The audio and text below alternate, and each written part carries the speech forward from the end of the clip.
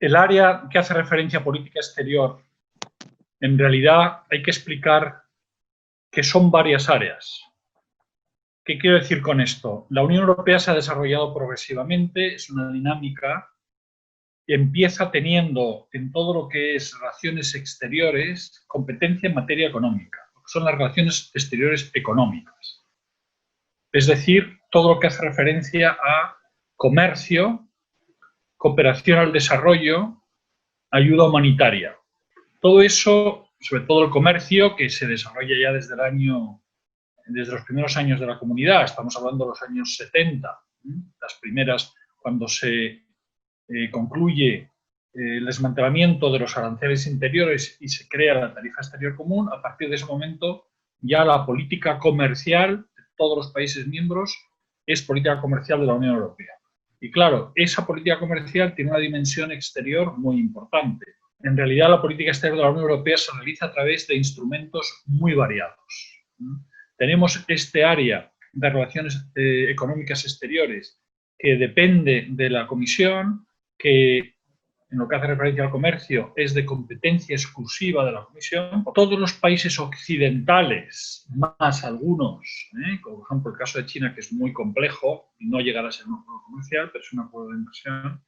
Pero los acuerdos comerciales son todos de competencia exclusiva de la Unión Europea y los gestiona la Comisión. Por tanto, ahí la Unión tiene un gran poder. Ocurre lo mismo con la cooperación al desarrollo, todo lo que han sido los acuerdos con los países llamados de ACP, África, Caribe y Pacífico. Y luego tenemos lo que es la verdadera política exterior y de seguridad común, que empieza a desarrollarse como una política intergubernamental, fuera de los tratados, a partir de los años 70. Hay una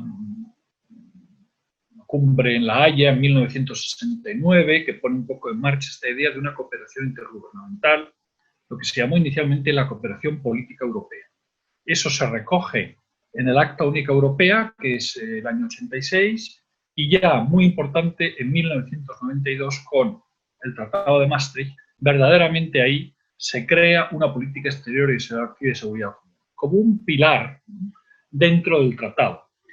Entonces, siempre ha tenido una competencia más débil que si hubiera estado introducido plenamente como una política comunitaria. No es una política comunitaria en el sentido gestionada por la Comisión y con competencia exclusiva de la Unión. Sí, desde el año 92 creciente, al principio estaba todo sometido a la unanimidad, poco a poco cada vez hay más áreas ampliadas a la mayoría, cada vez lo que se va haciendo, y este es el objetivo, es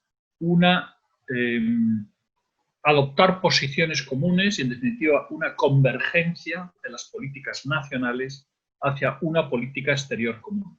No es una sustitución de las políticas nacionales. El objetivo es tener una presencia fuerte en el mundo de Europa, en este momento cada vez más necesitada, teniendo en cuenta lo que es la gran emergencia de China, y que vamos a un sistema China-Estados Unidos, en donde Europa tiene que decidir qué hacer.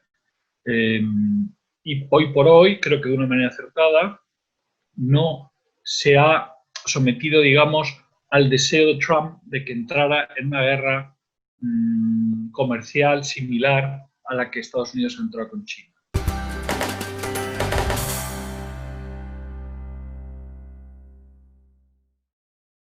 Hay un consenso en el sentido de ir avanzando hacia esa política exterior común. Por tanto, posiciones comunes sobre problemas internacionales, estrategias comunes, una estrategia común respecto a Rusia. Por poner un ejemplo muy claro. Respecto a Rusia, los países europeos tienen posiciones muy distintas. Es muy distinta, obviamente, la posición de los países del este, Polonia, Hungría, sobre todo los países bálticos, que están tan cerca de Rusia y que evidentemente tienen una inquietud respecto a posibles deseos expansionistas de Moscú. Alemania tiene una posición totalmente distinta. Tiene relaciones comerciales y sobre todo relaciones energéticas muy importantes. El suministro de gas de Alemania, en gran parte, hoy por hoy, depende de Rusia en una proporción importante. Y la posición que puede tener un país como España, Italia, Portugal, pues es distinta. Geográfica e históricamente tenemos relaciones distintas. Bueno, esto quiere decir que es muy difícil conseguir una posición común respecto a Rusia. Pero en determinadas materias, y cada vez más, lo que vamos es a una serie de cuestiones que son de política exterior de la Unión Europea y otras cuestiones puntuales en donde los países miembros siguen teniendo su autonomía. Por tanto, la respuesta a esta pregunta, si a los países les cuesta ceder competencias en esta materia, depende mucho de la situación y de los posibles conflictos bilaterales que puedan tener con países, también los intereses que puedan tener en un determinado país o zona o en una determinada cuestión. En general, hay una tendencia a progresivamente ir creando esta política exterior común. No quiere decir que se vaya a sustituir totalmente la política exterior nacional de cada país, que tendrá que existir, porque es obvio que España tendrá que seguir teniendo sus propias relaciones con los países de América Latina. El gran misterio aquí y el gran método que se va desarrollando, como toda la Unión Europea, progresivamente, un poco trial y error, aprendiendo dos pasos adelante y uno atrás, ¿no? Que es ir viendo cómo se va generando ese consenso en materias y cómo es posible una europeización de determinadas cuestiones de la política exterior y a la vez se mantienen los intereses de cada política nacional y por tanto bilateral con países o zonas.